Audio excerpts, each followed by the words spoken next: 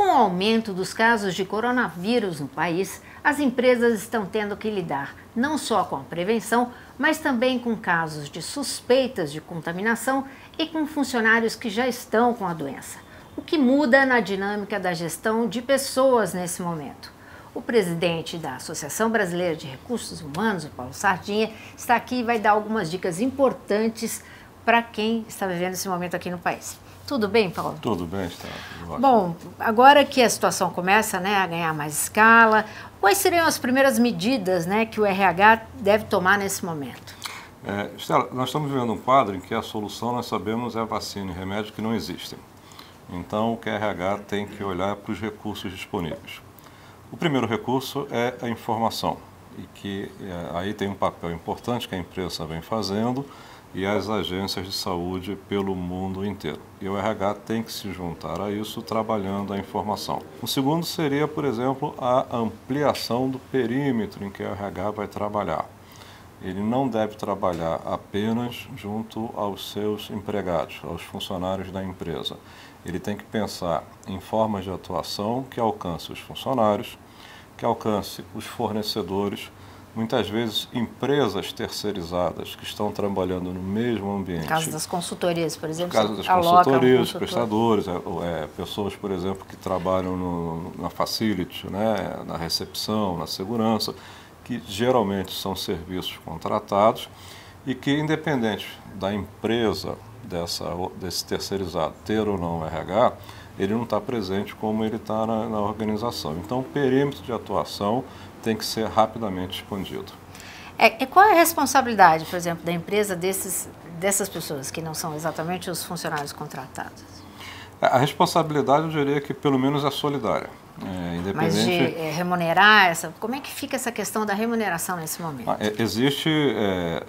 Nós estamos falando de uma série de contratos. Quer seja o contrato que a empresa tem com seus empregados, quer ser o contrato que a empresa tem com os prestadores, e que nós vamos ter, se as previsões de crise chegarem ao ponto que se supõe que podem chegar, nós vamos ter que repactuar.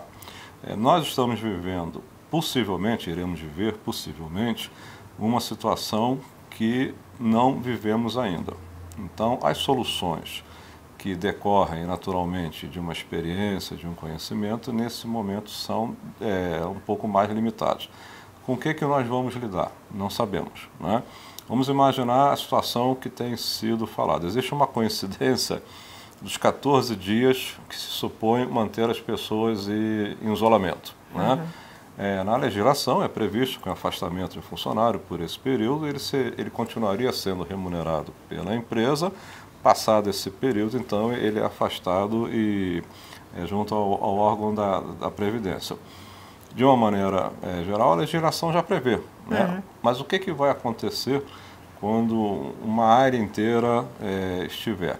Então, vai haver um esgarçamento da relação, porque na ponta disso é uma questão financeira, econômica e social.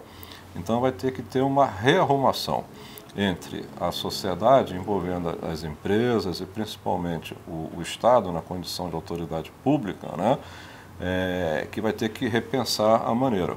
Nós tivemos alguns casos no exterior da isenção de impostos, que pensamos é uma medida correta de abonar tudo isso. Então, a empresa, por sua vez, também isenta de algumas tributações, ela pode dirigir esse recurso para suportar, de uma maneira menos penosa, as questões decorrentes dessa organização no seu mundo produtivo.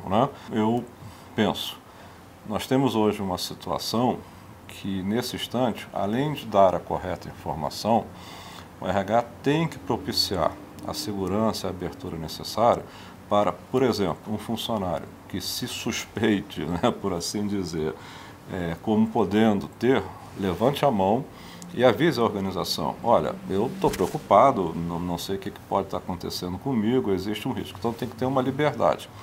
E uma vez que os casos venham a ser constatados, existe uma preocupação no sentido de não haver nenhum tipo de discriminação, manter a integridade. Porque existe uma ansiedade muito grande nesse momento, muito então, grande, quando você tem uma suspeita dentro da empresa, você já fica pensando nossa, como é que eu falei com esse funcionário, não falei?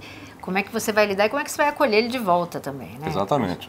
Agora, por exemplo, tem manobra para a empresa? Muita gente vai querer cancelar as férias, por exemplo, que não quer mais viajar. Isso é possível?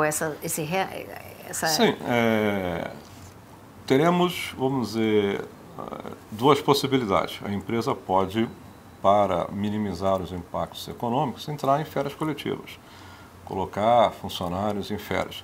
Pode querer que algumas pessoas importantes para a organização também deixem as suas férias e retornem, né?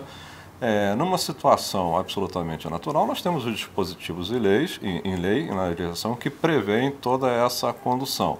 E nesse momento, né, o RH tem que ser um influenciador junto à empresa e às autoridades para pensar numa flexibilidade, né, que tem que ser tomada diante de uma situação tão inusitada. Ok. Muito obrigada, Paulo. Obrigado a você, Estela.